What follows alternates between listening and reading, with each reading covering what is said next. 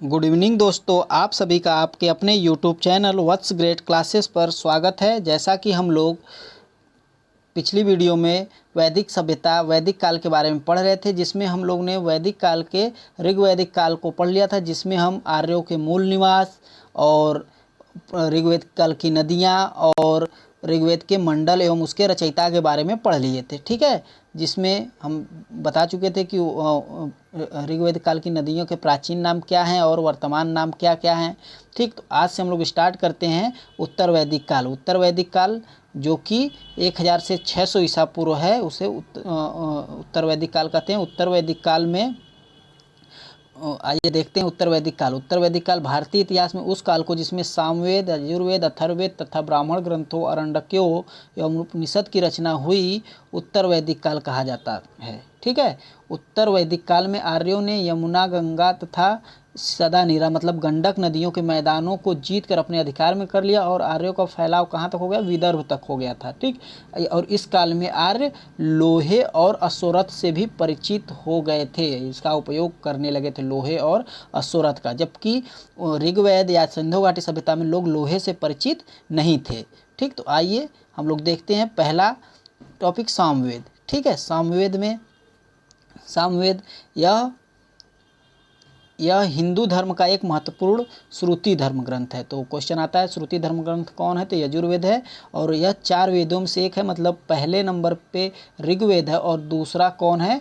तो दूसरा है यजुर्वेद। ठीक है, इसमें यज्ञ की प्रक्रिया के लिए गद्य और पद्य दोनों मंत्र का प्रयोग किया जाता था, जिसमें से इसमें ऋग्वेद के 663 मंत्र पाए जाते हैं।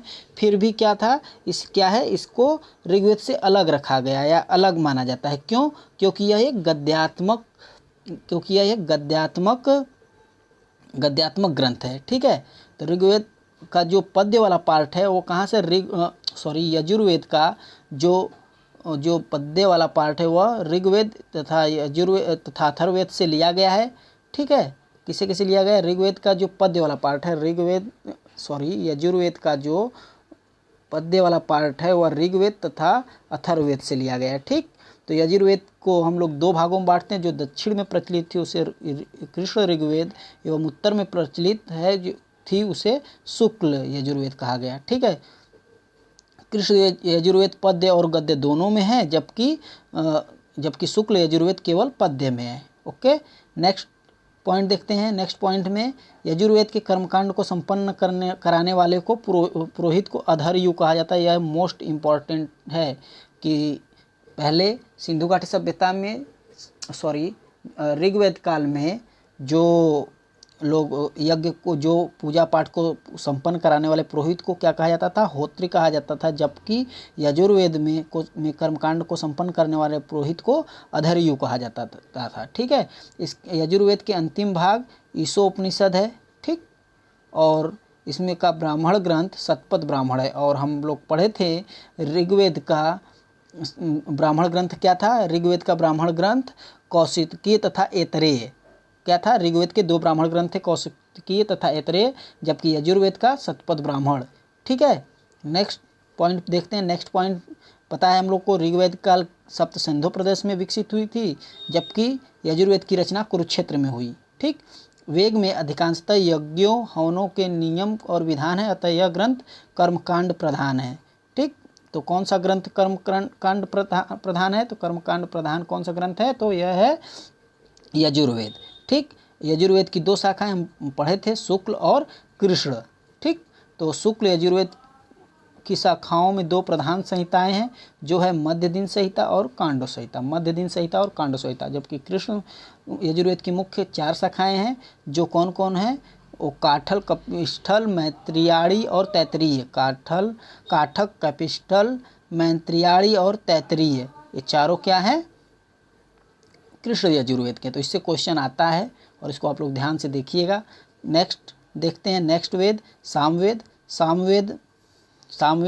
का अर्थ, शाम का अर्थ ही होता है क्या? संगीत अथवा गान। तो इस सामवेद में यज्ञों के अवसर पर गाए जाने वाले मंत्रों का संग्रह किया जाता था, और जो इसे गाता था उसे उद्गाता कहते थे। तो देखिए ऋग्वेद में जो जो पुरोहित कर्मकांड या कार्यों को पूरा कराता था, पूजा हवन कराता था, उसे क्या कहते थे? होता कहते थे। और उसके बाद जो यजुर्वेद में पूजा पाठ कराता था उसे क्या कहते थे? तो उसे अधर्यु कहते थे। और सामवेद में जो कराता था उसे उद्गाता कहते थे। और सामवेद में कुल 1810 छंद हैं, जिनमें से 75 को छोड़कर शेष सभी ऋग्वेद से ही लिए गए हैं या ऋग्वेद में भी उपलब्ध हैं। सामवेद की प्रमुख शाखाएं कौन कौन हैं? कौतमी, राणायनी और जैमिनी। इम्पोर्टेंट है, याद रखिएगा इसको। क्या कौन कौन है? कौतमी, राणायनी, जैमिनी। ठीक। अथर्ववेद, आइए देखते हैं अथर्ववेद के बारे में। तो अथर्ववेद में मंत्रों का उच्चारण करने वाले पुरोहित को क्या कहते थे? ब्रह्मा कहा जाता था। इसमें सभा और समिति को प्रजापति की 2 पुत्रियां कहा गया। क्वेश्चन आता है कि सभा और समिति को प्रजापति की 2 पुत्रियां किस वेद में कहा गया है? तो अथर्ववेद में कहा गया है। ठीक है, अथर्ववेद में कहा गया है। और अथर्ववेद में कहा गया, लेकिन सभा और समिति के साथ साथ 2 और समितियां थी, वो थी विदत और गढ़। ठीक है, सभा, समिति, विदत, गढ़। तो क्वेश्चन आता है सबसे पुरानी समिति कौन सी थी? तो सबसे पुरानी कौन था? सबसे पुराना कौन है? विदत है। ठीक है। और देखते हैं सभा वर्तमान में प्रचलित है, जो राज्यसभा उसकी तरह कार्य करता था, जबकि समिति वर्तमान में लोकसभा की तरह काम करता था। ठीक है, लोकसभा। ओके, तो यहाँ तक समझ में आया। सभा, ऋग्वैदिक काल में सभा में स्त्री और पुरुष दोनों भाग लेते थे। ठीक, लेकिन उत्तर वैदिक काल में सभा में स्त्रियों के प्रवेश को प्रतिबंधित कर दिया गया। ठीक है, इसको ध्यान रखिएगा। और अथर्ववेद में ही मनुष्यों के अंदर अंधविश्वास का विकास हुआ, मनुष्य के विचारों में अंधविश्वास या फिर भ्रम का विकास हुआ, जैसे पूजा पाठ, भूत प्रेत इत्यादि को लोग मानने लगे। कहाँ पे क्या कौन सा वेद आते हैं? अथर्ववेद में। तो क्वेश्चन आता है कि भूत प्रेत अंधविश्वासों को किस वेद में से मानने लगे लोग? तो अथर्ववेद से। ठीक है, और अथर्ववेद की 2 शाखाएं उपलब्ध हैं, जबकि शाखाएं 9 हैं, जिसमें से 2 शाखाएं पिप्लाद तथा रौनक हैं। ठीक, कौन कौन है? पिप्लाद तथा रौनक हैं। अथर्ववेद का एकमात्र ब्राह्मण कौन है? गोपद ब्राह्मण। ऋग्वेद का एकमात्र ब्राह्मण, अथर्ववेद का एकमात्र ब्राह्मण कौन है? ब्राह्मण ग्रंथ गोपद ब्राह्मण है। और हम लोग जैसा कि पढ़े हैं कि ऋग्वेद में कौशिकी तथा ऐत्रेय, और इसमें भी पढ़े हैं हम लोग यजुर्वेद में। ठीक, उसके बाद आए अथर्ववेद, सामवेद के बाद अथर्ववेद। अब आते हैं, स्टार्ट करते हैं उपनिषद में हमने वही टॉपिक मेंशन किया है जो कि मोस्ट इम्पॉर्टेंट है। ठीक, तो आइए देखते हैं उपनिषद तो क्वेश्चन पूछता है कि उपनिषद का मतलब कि उपनिषद का अर्थ क्या होता है? तो उपनिषद का अर्थ होता है समीप बैठना। ठीक है, हिंदू धर्म के महत्वपूर्ण श्रुति धर्म ग्रंथ हैं। इसकी संख्या 200 है, लेकिन मुख्य रूप से 13 उपनिषद जो है इम्पॉर्टेंट है।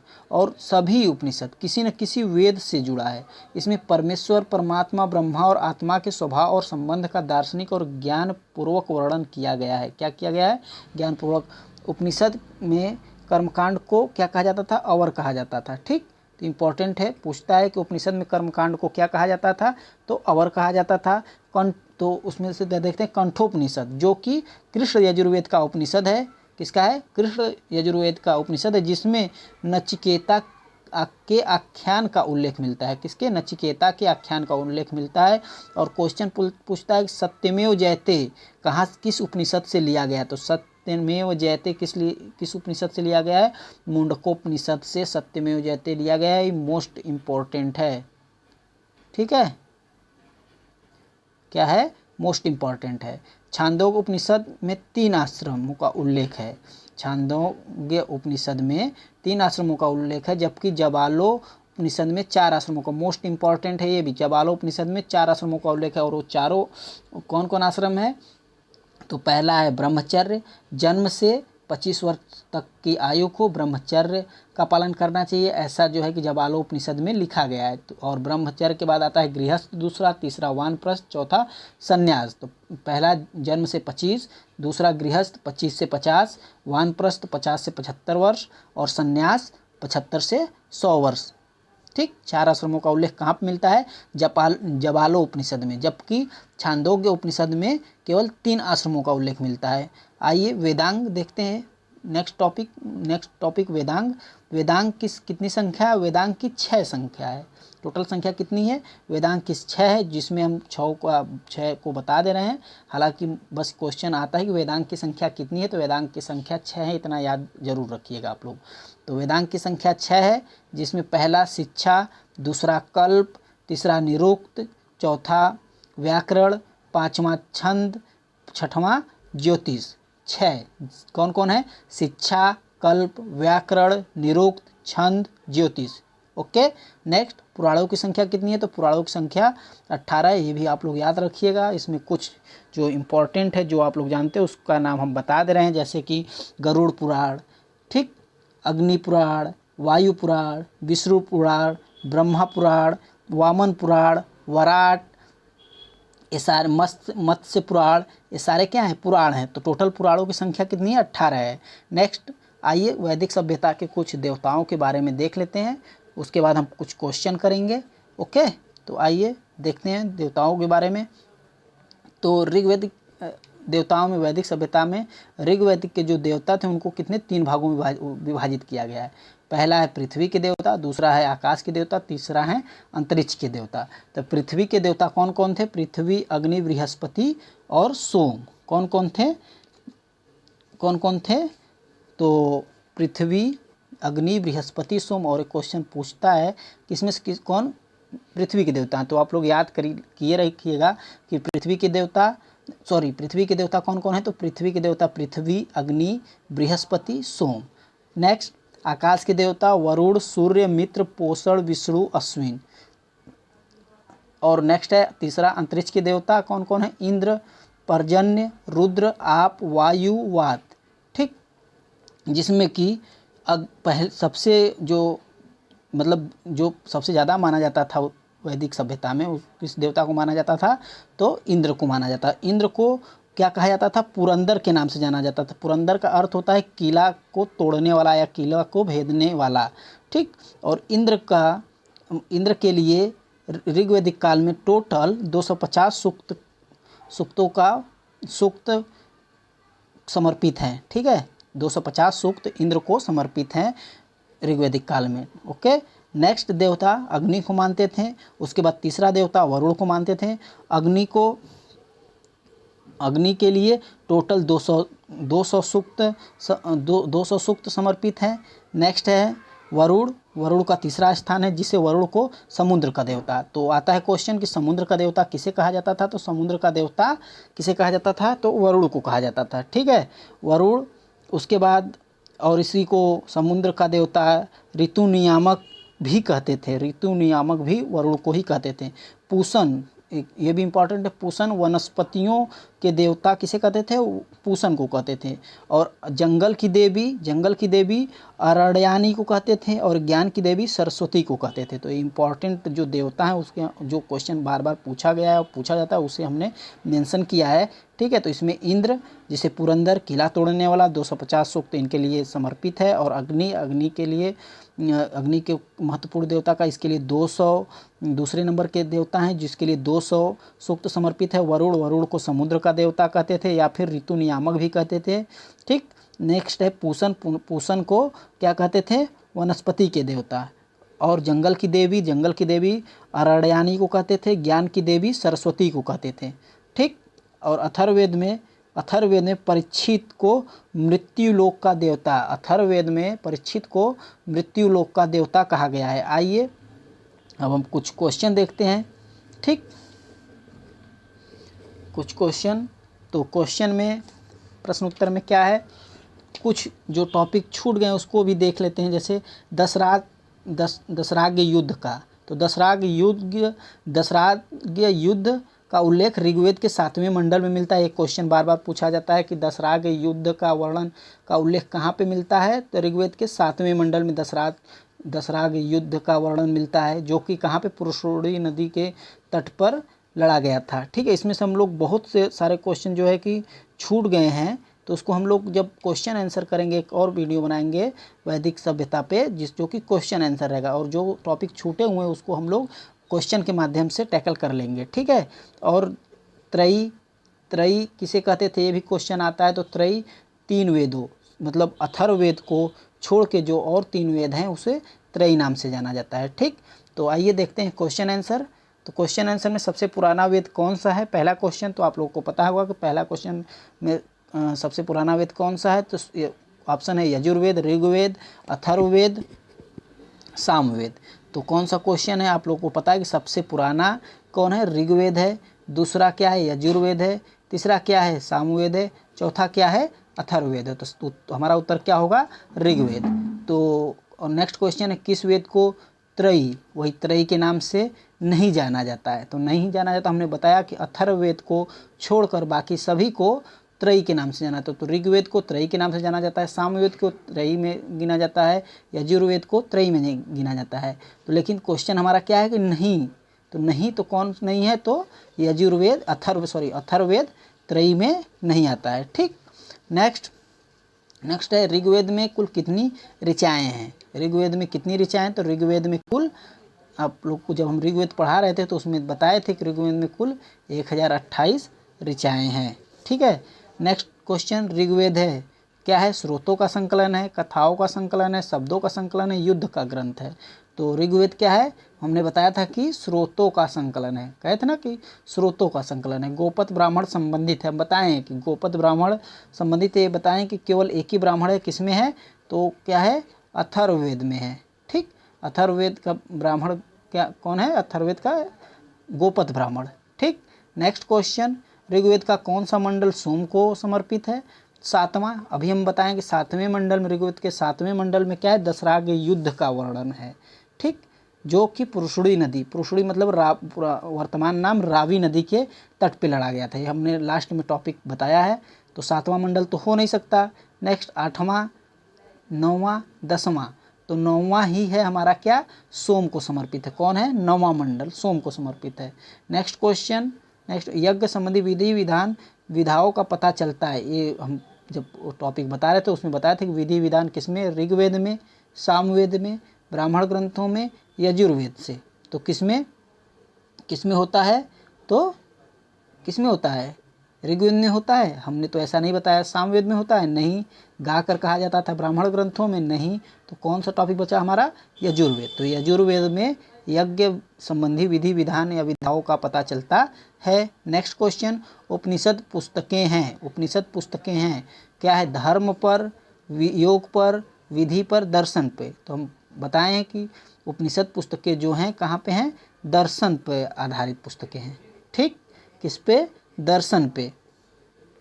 नेक्स्ट, नचिकेता के आख्यान का उल्लेख कहाँ मिलता है, ये भी हम बताए हैं, अथर्ववेद, शतपथ ब्राह्मण, कंठोपनिषद, बृहदारण्य उपनिषद। तो कहाँ पे मिलता है, कंठोपनिषद में। जब हम उपनिषद पढ़ा रहे तो बताए थे कि कंठोपनिषद कृष्ण यजुर्वेद का उपनिषद है जिसमें नचिकेता के आख्यान का उल्लेख मिलता है।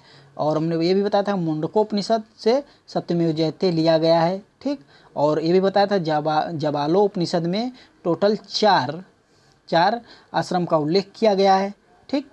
नेक्स्ट, निम्नलिखित में से किसका संकलन ऋग्वेद पर आधारित है, तो ऋग्वेद पर आधारित है सामवेद, अथर्ववेद, यजुर्वेद।